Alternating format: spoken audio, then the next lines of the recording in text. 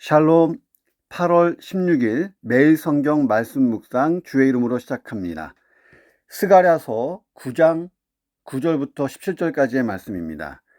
시온에 따라 크게 기뻐할지어다. 예루살렘에 따라 즐거이 부를지어다. 보라, 내 왕이 내게 임하시나니 그는 공의로우시며 구원을 베푸시며 겸손하여서 나귀를 타시나니 나귀의 작은 것 곧 나귀 새끼니라. 내가 에브라임의 병거와 예루살렘의 말을 끊겠고 전쟁하는 활도 끊으리니 그가 이방 사람에게 화평을 전할 것이요 그의 통치는 바다에서 바다까지 이르고 유브라데 강에서 땅끝까지 이르리라. 또 너로 말할진대 내 언약의 피로 말미암아 내가 내 갇힌 자들을 물 없는 구덩이에서 놓았나니 갇혀 있으나 소망을 품은 자들아 너희는 요새로 돌아올지니라. 내가 오늘 이르노라. 내가 내게 갑절이나 갚을 것이라. 내가 유다를 당긴 활로 삼고 에브라임을 끼운 화살로 삼았으니 시온아, 내가 내 자식들을 일으켜 헬라 자식들을 치게 하며 너를 용사의 칼과 같게 하리라. 여호와께서 그들 위에 나타나서 그들의 화살을 번개같이 쏘아내실 것이며 주 여호와께서 나팔을 불게 하시며 남방 회오리 바람을 타고 가실 것이라. 만군의 여호와께서 그들을 호위하시리니 그들이 원수를 삼키며 물맷돌을 밟을 것이며 그들이 피를 마시고 즐거이 부르기를 술 취한 것 같이 할 것인즉 피가 가득한 동이와도 같고 피 묻은 제단 모퉁이와도 같을 것이라. 이날에 그들의 하나님 여호와께서 그들을 자기 백성의 양떼같이 구원하시리니 그들이 왕관의 보석같이 여호와의 땅에 빛나이로다. 그의 형통함과 그의 아름다움이 어찌 그리 큰지 곡식은 청년을 세포도주는 처녀를 강건하게 하리라. 아멘. 자, 우리가 성경책을 펴놓고 같이 보시면 좋겠습니다.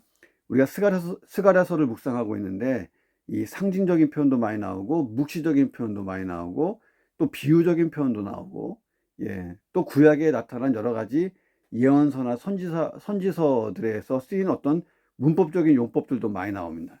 이것을 우리가 신학적으로 다 분석할 필요는 없고 또 다 이해할 수도 없지만 한 가지 분명한 것은 스가랴가 그 당시의 언어로 그 당시의 이해 수준으로 이 환상을 또 하나님 말씀을 그대로 기록했다는 거예요. 자, 그러니까 우리 시대에서 그 시대를 잘 이해하지 못하면 이 본문의 이야기가 조금 쉽지는 않습니다. 자, 그런 것을 감안하면서 오늘 이 본문의 메시지가 어떤 것인가를 생각해 봅니다. 9장 1절부터 8절까지 보면 이방에 대한 심판 이야기가 나오고 그리고 상대적으로 선민은 안전할 것이다에 대한 약속의 예언이 기록되어 있습니다. 자, 이 본문에 보니까 한 겸손한 왕이 오신다는 거예요. 겸손한 왕 누구십니까? 예수님이시죠. 예수님이 나귀 타고 오세요. 자, 이것은 그 예루살렘에 나귀 타고 입성하시는 예루살렘 입성을 예고한 표현입니다. 그리고 여호와 선민에게 주실 복락이 이어서 예언되고 있어요.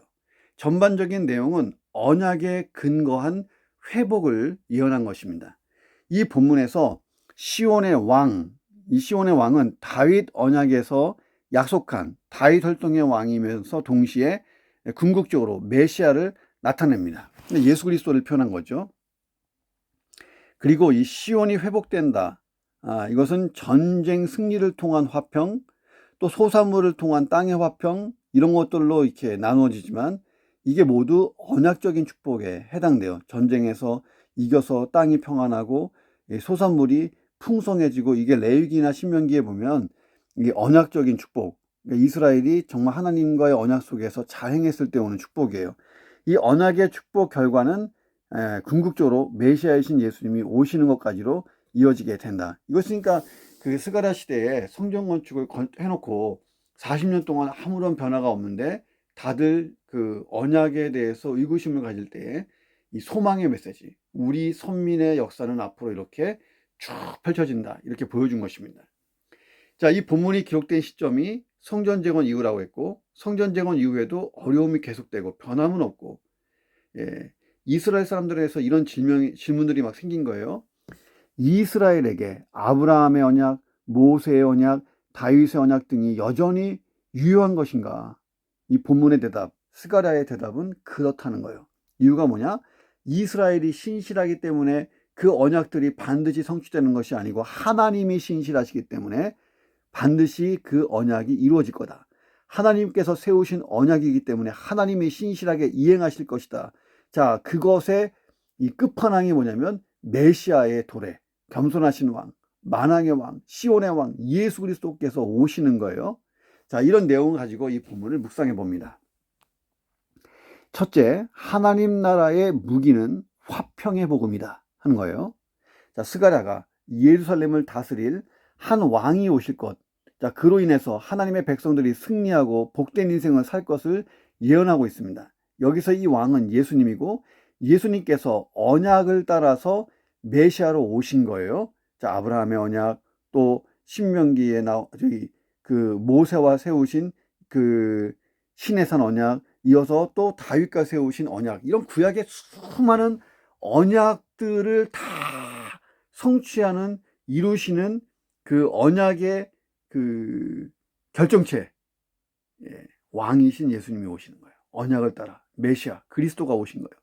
자, 예수님의 오심이 하나님의 신실한 언약 이행의 결과다. 그 왕이 오시면 이스라엘이 하나의 국가가 돼요. 하나의 국가가 돼. 그러니까 이것은 물리적인 국가는 아니죠. 영적인 하나님 나라를 예표하고 있습니다. 그러니까 예수님이 오셨을 때 유대인들과 제자들이 바라던 나라는 물리적인 나라였죠. 정치적인 나라. 그런데 예수님은 영적인 하나님 나라를 세우고자 하셨고 그렇게 말씀하셨어요. 구약이 전부 다 영적인 하나님 나라, 그러니까 온 이방인들도 같이 몰려와 함께하는 교회의 시대, 이것을 예언하고 있는데 구약을 제대로 이해하지 못한 유대인들, 그들은요 자기 유익과 관련이 없는 메시아를 배척하고 버리게 됩니다. 자, 그런데 예수님은 만왕의 왕이시잖아요. 이방인, 유대인 모든 이들의 왕입니다. 예수님은 구약의 예언을 따라 철저하게 구속사의 흐름에 따라 왕이 됐어요. 자, 그것이 예수 그리스도, 예수는 너의 구주, 예수는 너의 그리스도, 주님, 하나님이 보내신 구원자, 이것이 화평의 복음입니다. 주전 586년 남유다가 멸망한 이래로 왕을 세워본 적이 없이 이방의 압제와 간섭을 받았던 유대인들에게 왕이 생기고 독립국가가 생긴다 하는 이 말씀이 얼마나 큰 축복이요 기쁨 그 자체였을까. 흥분되는 메시지예요. 자, 그런데 여기서 한 왕은 한 나라의 주권 독립국을 상징하는 그런 의미의 왕, 절대 왕정의 왕, 그런 왕이 아니라는 거예요. 예루살렘에 임할 왕, 예수 그리스도 왕, 그분은 영적인 왕. 그러니까 구약 성경이 계속 증거하던 왕인데 그가 예언대로 예루살렘에 임하실 거라는 거예요. 그 예수님이 나귀 타고 입성하는 그 장면이 이 스가랴서의 예언을 이루시는 장면입니다. 내 왕이 내게 임하시나니 그는 공의로우시며 구원을 베푸시며 겸손하여서 나귀를 타시나니 나귀의 작은 것 곧 나귀 새끼니라. 이 예언이 수백 년이 지나서 예수님께서 예루살렘에 나귀를 타고 입성하시면서 사람들이 호산나 호산나 부르면서 그대로 성취가 돼요. 그 당시도 그랬지만 지금도 사람들은요 강력한 왕을 갈망해요. 자, 그런데 예수님은 여타의 왕들과 전혀 다른 왕이죠. 오늘 본문에 보니까 겸손하신 왕, 그러나 공의를 베푸시는 왕이고 화평을 전하시는 왕입니다. 그분은 강력한 힘을 가지고 있으나 세상 방식대로 힘을 사용하지 않았습니다. 그랬다면 십자가에서 못 박혀 죽기 전에 예수님이 아마 강력한 힘을 썼겠죠. 자, 예수님은 힘과 권세로 전쟁을 하면서 굴복시켜서 이 세상을 정복시키지 않을 거다.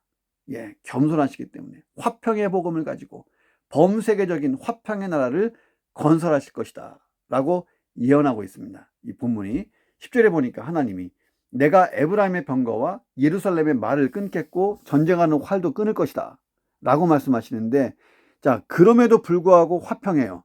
자, 보세요. 병거와 말들의 그 말들을 끊고 활도 끊고, 그럼 뭘로 전쟁해요? 자, 병거도 없고 말도 없고 활도 없고, 그럼에도 불구하고 화평해요. 왕의 통치는 바다에서 바다까지, 유브라데 강에서 땅끝까지 막 이루어집니다. 자, 이것은 뭐냐면 전쟁이 없는 상황이 되는 거죠. 화평의 복음이 전 세계로 전파되는 것을 예표하고 있다 하는 것입니다. 자, 이 화평의 복음, 예수가 그리스도 구원자, 이 화평의 복음으로 전 세계가 다 하나가 되어간다 하는 것입니다. 자, 우리가 화평의 복음이라고 할 때 이 화평의 복음을 약한 것으로 생각하는 경향이 있어요. 자, 우리는 기본적으로 인본주의적 생각이 있기 때문에 그렇습니다. 지금까지 세계 역사를 보면 전쟁으로 세상을 통일해서 계속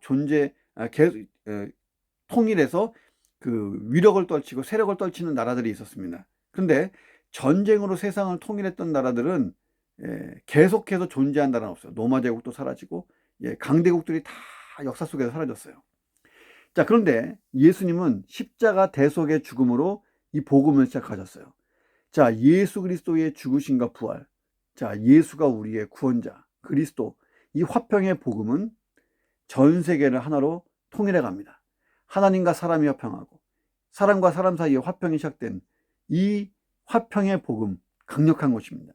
인류에게 희망이 있다면 핵무기로 자기를 보호하는 것이 아니고 이 화평의 복음을 모두가 받아서 누리면 인류에게 희망이 있는 거예요. 화평의 복음, 예수 그리스도, 이 복음은 하나님 나라의 강력한 무기라는 거예요. 화평의 복음이 약하냐? 아니에요. 예수가 그리스도다. 이 화평의 복음이 악한 사탄과 그 모든 잔존 세력을 패배시켰잖아요. 사탄의 머리를 깨부신 이 강력한 무기가 화평의 복음이에요. 예수는 그리스도다. 이 한마디가 사탄과 그 모든 잔존 세력을 패배시켰어요. 우리가 예수 그리스도 이름으로 명하노니, 강력한 복음입니다. 악의 세력을 무찔러 버리는 복음이에요. 자, 불못에 던져져 하나님과 영원히 단절될 죽은 인생들, 영적으로 하나님과 단절돼서 죽어있는 인생들을 살리는 복음이 화평의 복음이에요. 그러니까 우리는 화평의 복음을 가지고 영적으로 싸우는 사람들입니다. 하나님 나라를 선포하고 확장하는 거예요. 오늘도 내가 있는 모든 곳을 하나님 나라로 바꾸어가는 것, 이것이 화평의 복음을 이미 받은 자의 사명입니다. 그런 하루가 되기를 주의 이름으로 축원합니다. 두 번째, 세상에서 가장 안전한 곳은 하나님 품이다 하는 것입니다. 11절 보세요. 너로 말할진대 내 언약의 피로 말미암아 내가 내 갇힌 자들을 물 없는 구덩이에서 내놓았나니. 다소 난해한 구절이잖아요. 그냥 이해하려면 이해가 안 돼요. 자, 그럼 보세요. 너로만 할진대, 하나님 말씀하신 거예요. 너가 누구냐? 너는 이스라엘 백성들입니다. 언약의 피로 말미암아, 언약의 피는 하나님께서 선민들과 언약을 체결하실 때에 짐승이 피를 흘리는 그 피 흘림을 근거로 이 언약이 체결되잖아요. 구약의 그 제사가 피 흘림이 없는 제사가 하나도 없잖아요. 속죄를 위해서는 피 흘림이 있어야 되는 제사입니다. 자, 그리고 물 없는 구덩이, 스스로 빠져나올 수 없으며 아무런 소망도 가질 수 없는 멸망과 절망의 자리입니다. 자, 그러니까 이 물 없는 구덩이는 바벨론 포로를 의미합니다. 자, 그럼 해석해 볼까요? 자, 이스라엘아, 너가 누구냐? 언약의 피로 죄 용서함을 받은 언약 백성이 된 내가 너희를 물 없는 구덩이에서 내놓았다. 바벨론 포로에서 돌아온 것을 뜻하죠. 자, 그런 곳에서 그들이 구원받았어요. 하나님은 늘 언약의 신이시라셨고 언약에 따라 구원하셨습니다. 앞으로도 그럴 거라는 거예요. 자, 12절에 보세요. 갇혀 있으나 소망을 품은 자들아 너희는 요새로 돌아올지니라. 이 말은 또 뭘까요? 자, 여기서 갇혀 있으나 소망을 품은 자들은 아직 예루살렘으로 돌아오지 않은 사람들을 뜻해요. 자, 1차적으로 스룹바벨을 중심으로 왔고요. 2차 때 또 한 번 와요. 누구랑? 에스라와 함께 많은 무리가 또 옵니다. 3차 포로기환도 와요. 누구랑? 느헤미야하고 또 같이 와요. 3차에 걸쳐서 포로기환이 일어났어요. 자, 요새로 돌아올지니라. 이 요새는 하나님 또는 하나님의 구원의 은혜를 뜻해요. 그러니까 갇혀 있으나 아직까지도 바벨론 땅에 남아서 살고 있는 이스라엘 백성들아, 그러나 소망 있는 자들아 너희는 요새로 오라는 거예요. 하나님 품으로. 어디예요? 예루살렘이겠죠. 가장 안전한 곳, 하나님의 품이라는 거예요. 그래서 그들이 돌아와야 합니다. 근데 다 돌아온 것은 아니에요. 소수가 돌아왔어요. 자, 이것을 영적으로 풀면 11절과 12절의 영적 의미는 이런 거예요. 우리는 예수 그리스도의 피로 세운 새 언약의 근거에서 죄와 사망에서 구원받았어요. 예. 예수가 나의 그리스도, 나의 구주와 주님이십니다. 이 믿음으로 우리가 죄와 사망에서 구원받아요. 하나님과 다시 연결됩니다. 단절이 회복돼요. 연결로. 자, 그리고 우리가 그때부터 요새 안에 있는 거예요. 하나님 품 안에. 여기가 세상에서 가장 안전한 곳이에요. 자, 그런 의미에서 요새는 하나님의 임재가 있는 그곳, 이 교회를 상징하게 됩니다. 예수님이 그 어떤 권세도 교회를 이기지 못할 것이다 라고 말씀하셨어요. 왜? 교회는 하나님의 임재의 처소이기 때문입니다. 이것은 건물이 아니에요. 하나님을 믿는 한 명 한 명 그리스도인, 또 그리스도인들이 모인 그 유기적인 공동체, 한 몸 이룬 예수 그리스도가 머리가 되시고 한 몸을 이루고 있는 교회 공동체. 자, 음부의 권세도 이기지 못하는, 어떤 권세도 이기지 못하는 교회. 자, 우리는요, 이 바벨론, 세상에 있는 사람들, 예. 그러나 소망을 찾고 있는 자들, 예. 이들을 그 요새 안으로 들어오게 하는 거예요. 가장 안전한 곳으로. 그들은 아직도 구원받지 못한 자들이에요. 그들이 돌아오도록 해야 합니다. 자, 오늘도 그런 날이 되기를 주 이름으로 축원합니다. 자, 세 번째, 인생의 전쟁터에서 가장 의지할 것은 하나님의 지원사격이라는 거예요. 지원사격. 13, 14, 15절은 전쟁에서 이스라엘이 승리한다 하는 것을 예고하고 있습니다. 13절에 보니까 내가 유다를 당긴 활로 삼고 에브라임을 끼운 화살로 삼았으니 시온아 내가 내 자식들을 일으켜 헬라 자식들을 치게 하며 너를 용사의 칼과 같게 하리라. 자, 헬라 자식이라는 표현이 나와요. 헬라 자식을 친다. 헬라의 자식. 자, 알렉산더 대제가 죽은 다음에 헬라가 분열됐어요. 그리고 제국이 막 쪼개졌습니다. 그 중에 시리아를 중심으로 한 셀류커스 왕조 때의 최악의 왕이 나오는데 안티오쿠스 4세 에피파네스입니다. 예. 그리고 그 군대, 사악한 군대였어요. 자, 그때 그들이 이스라엘 성전을 더럽히고, 예, 성전에서 막 돼지고기 가지고 제사를 드리고, 예, 아주 가증한 일, 예, 구약의 율법에 보면 하지 말라는 가증한 일들이 막 벌어져요. 그래서 이에 격분한 이스라엘이 독립전쟁을 벌입니다. 그리고 정말 그 전쟁에서 이겨서 한 100년 가까이 독립국가를 유지해요. 자, 그런데 이 13절은 그것을 의미하기도 하지만 더 나아가서 하나님의 백성들의 원수들, 즉 그들을 대적하는 악의 세력, 죄의 세력을 지칭하는 거예요. 자, 그들을 완전히 이긴다. 누가 이길까요? 신약의 교회, 예수 그리스도 이름의 권세를 가지고 있는 그리스도인들이 완전히 승리한다는 거예요. 자, 우리는 예수 믿고 하나님의 자녀가 됐지만 여전히 이 땅에서 전쟁을 하고 있어요. 예, 전쟁터 같아요. 영적으로 보면 예수님의 재림, 그리고 최후의 심판, 새하늘과 새 땅이 임하기 전까지는 이 땅이 전쟁터예요. 왜냐하면 여전히 악한 마귀와 그 세력들이 역사하고 있다는 거예요. 자, 그리고 이 인간의 죄가 계속 늘어나기 때문에 그로 인한 어떤 쓰레기들과 이 고통들과 싸워야 됩니다.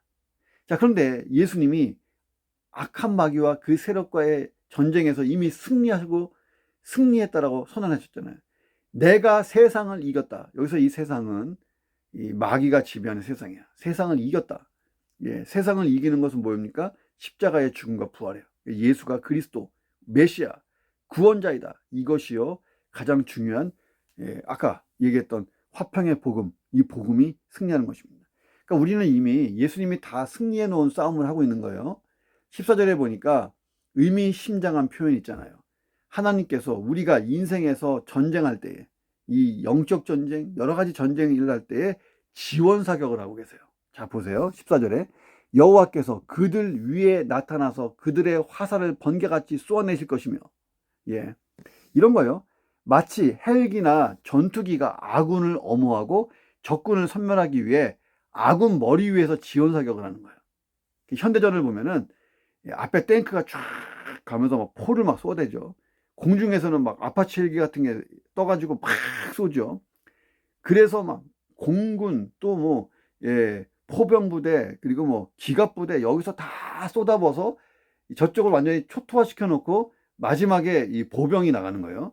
전쟁 중에 육군의 진격 명령이 떨어지면 후방에서 적을 향해 지원 포격, 공중에서 전투기, 공격 헬기가 전후방을 막 공습하고 난 다음에, 현대전은 첨단 무기들과 전투기가 전쟁을 하고 초토화된 적진에 보병이 들어가 승리의 깃발을 세우는 게 하나의 전략입니다. 자, 하나님의 백성들, 우리가 영적 싸움을 할 때도 실제로 이 싸움을 수행하는 그 파워, 주체는 하나님의 백성이 아니고 하나님이 하신다는 거예요. 예수님이 이미 승리해 놓은 싸움을 하고 있고요. 우리는 잔존 세력 정리하러 싸움터에 들어가는 보병 같다는 거예요. 승리가 이미 끝났어요. 기정사실화. 교회의 승리. 이 전쟁의 모든 주도권은 하나님께만 있어요. 그러니까 우리는 이 전쟁의 승리를 보장받아 놓고 싸우는 거예요. 자, 이스라엘은 전쟁에서 승리하며 하나님께 감사의 제사를 드립니다. 15절에 보니까 피가 가득한 동이와도 같고 피 묻은 제단 모퉁이 같을 것이라. 제사장이 바칠 희생제물로 인해서 피가 가득한 것을 묘사하는 것으로서 하나의 그 구약의 제사의 모습이에요. 이것은 승전 감사 예배 같은 거예요. 전쟁의 승리로 인한 결과를 표시하는 거예요. 그러니까 엄청난 제사, 큰 제사가 드려진 거죠. 엄청난 감사의 예배, 승리의 예배가 드려진 거예요. 자, 승리는 예고됐어요. 16절에 보니까 이날에 그들의 하나님 여호와께서 그들을 자기 백성의 양떼같이 구원하시리라. 그들이 왕관의 보석같이 여호와의 땅에 빛나리로다. 자, 그날이 언제예요? 여호와의 날. 하나님이 심판하시고 세상이 종말이 오고 의인에게는 승리와 구원의 날이 되고 악인에게는 멸망의 날, 마귀와 그 모든 잔존 세력이 불못 지옥에 던져지는 날입니다. 자, 승리한 이스라엘에게는 언약적인 축복이 일어나요. 자, 이것은 새하늘과 새 땅 천국에서 일어나는 어떤 그 축복입니다. 17절에 보니까 그의 형통함과 그의 아름다움이 어찌 큰지 곡식은 청년을 새 포도주는 처녀를 강건하게 하리라. 스가랴가 할 수 있는 표현을 한 거예요. 그 당시 표현으로. 자, 곡식과 새 포도주, 땅의 대표적인 소산물이에요. 이게 풍성하다 하는 것은 언약의 회복의 신호입니다. 구약 성경에 보면 포도주가 땅에 어떤 그 곡식이 풍성한 것은요, 하나님과 이스라엘 사이의 관계가 온전한 관계 속에 있다. 언약이 지금 유효하고 언약의 결과로 풍성한 삶이 이어지는 구약적인 축복이에요. 자, 그런데 이것이 영원한 축복으로 이어지는데 그건 새하늘과 새 땅 천국에서입니다. 우리는 예수님이 재림하시는 날 그 풍성함을 제대로 맛볼 거예요. 예수님과 함께 새하늘과 새 땅 천국에 입성하면서요. 오늘 내 삶도요, 영적인 전쟁터, 또 삶 자체가 전쟁터잖아요. 우리가 그리스도인으로 산다는 것, 내가 신앙을 가지고 산다는 것, 내 가족 안에서, 이웃들과의 사이에서, 또 어떤 회사에서, 어떤 공동체 안에서 그리스도인, 하나님의 자녀로 산다는 게 얼마나 힘들어요. 이게 사는 게 전쟁이잖아요. 자, 그런데 하나님이 지원 사격을 해준다는 거예요. 야, 위에서 막 지원 사격, 포 쏴주고 막 총이 날아가고, 하나님이 나를 위해서 먼저 선제적으로 지원 사격해 주신다. 이게 얼마나 감사합니까? 우리는 그 앞서가신 주를 따라 가서 이 전쟁에서 승리하면 되는 것입니다. 기도하겠습니다. 하나님, 우리에게는 화평의 복음이 있습니다. 이것은 악한 사탄과 그 모든 세력을 다 멸망시켜버린 위대한 무기입니다. 하나님, 이것은 약한 무기가 아닙니다. 영혼을 살리는 무기고 영혼을 구원하고 한 사람의 인생을 바꿀 수 있는 엄청난 무기입니다. 우리가 영적 전쟁에서 이 화평의 복음 가지고 승리하고 이기게 하시며 내 주변을 모두 하나님 나라로 바꿔갈 수 있는 하나님 나라의 전사, 예수 그리스도의 좋은 군사로 잘 쓰임받고 살게 도와 주옵소서. 세상에서 가장 안전한 요새는 하나님 품입니다.